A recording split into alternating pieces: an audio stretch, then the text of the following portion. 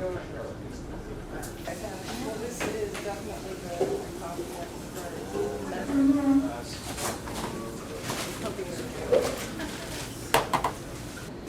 welcome back. Oh, for God's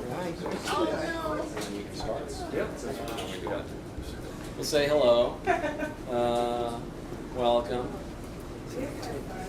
So we'll do just you can gather closer. We were going to have security keep people back. I think we're going to.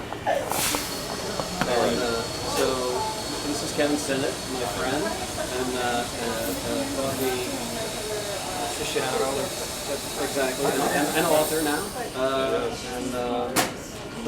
Ken will talk a little bit about his new book, The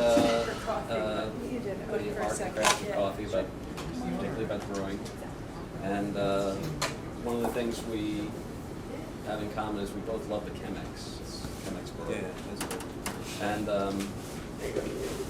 since brewing is, well, I'll let Kevin talk in a minute, but it's such an important aspect of brewing, of enjoying your coffee. Doing it properly is essential. So we thought we'd show you what we think is the correct way. It really comes down to how it's brewed. And the one thing I feel that it's wonderful that the coffee, we're living in an age of great coffees. You know, this could be a golden age.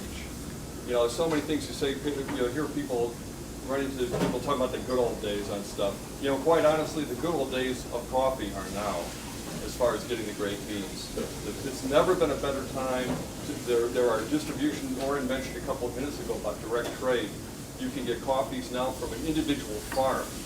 I mean, just like you could buy blueberries in Michigan on the side of the road from a farmer who just picked them out of his garden, you could actually get coffees from the most distant parts of the world that are literally from a certain farm and, you know, direct to you. That is how great a time that we live in. What about the French press? I had read that was considered the best way to brew. You know, and I want to hesitate to say there probably is no best. One of the things I like, I'm preaching coffee diversity.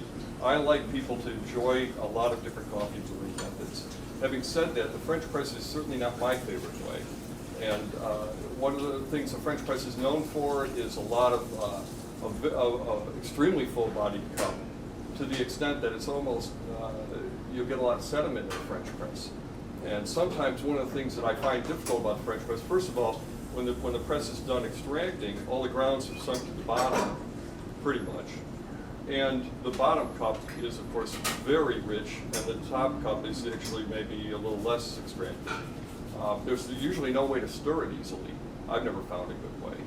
And then, so what happens is if you divide the coffee up, the first person gets a kind of a weaker cup. The middle guy, being a middle shot, I like that position. You get a pretty good cup. The last person gets a cup full of grounds.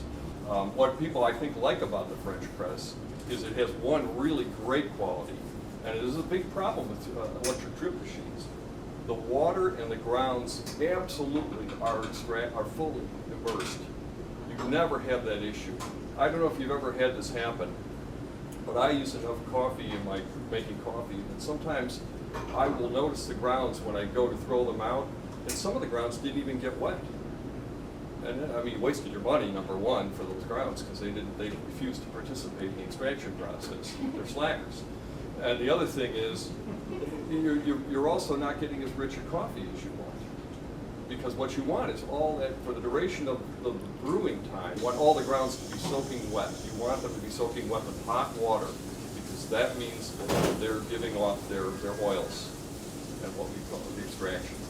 So in a brewer like this, you can visually see, one of the great things about this brewer is you can actually take your hand and do a circular motion to make sure all the grounds get wet. So you control that. And then the other thing is this has this nice, thick laboratory grade paper, and it makes sure you don't get any of the sediment. I know you'll read the argument sometimes. Some people will say that you're not getting as rich an extraction as with a French press because it's somehow filtering out oils.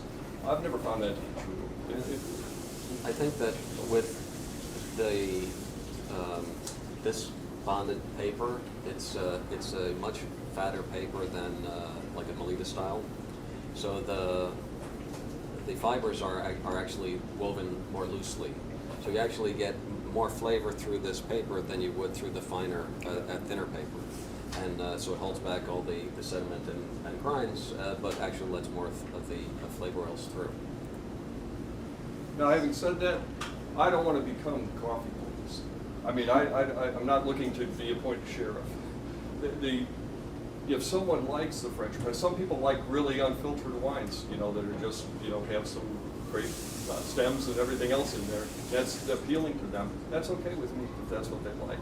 But I happen to think that I think that aside from the good things about the French press, I think that this gives most of what the French press has. I think all of what the French press has, quite honestly, and then it has the advantage of being really, you're able to filter it properly. Easy to do. Yeah, that's right. That's your spoon. Shaken, not stirred, I think is what James Bond would say. Electric methods generally don't heat the water first. So is that cold water then, just hitting the beans? Well, no. A well-designed coffee brewer shouldn't let the water up there until it's at temperature. Anything from, generally the industry says 195 degrees Fahrenheit to 205 Fahrenheit is fair game as far as being able to extract. If you boil the water, do you let it settle just for a minute?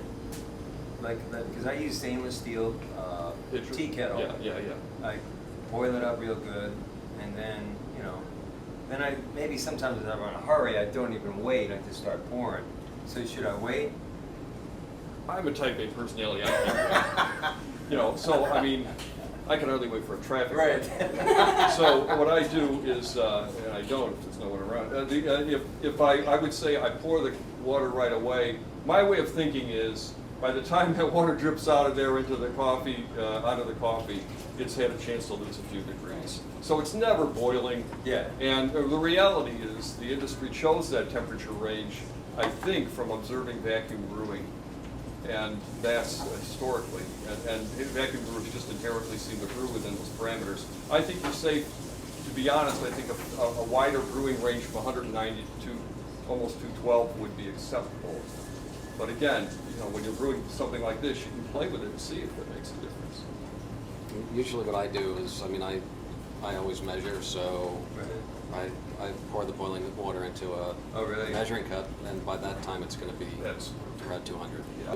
Rather than fill it up to the brim and let it go down, I use discrete amounts of water, 5 or 6 ounces at a time, so that the water to coffee ratio within the filter at any given time isn't too high, so that it's still a strong mixture each time. So just enough to give it some turbulence and let it drip through, and then another discrete pour, as opposed to keeping it up to the top all the time.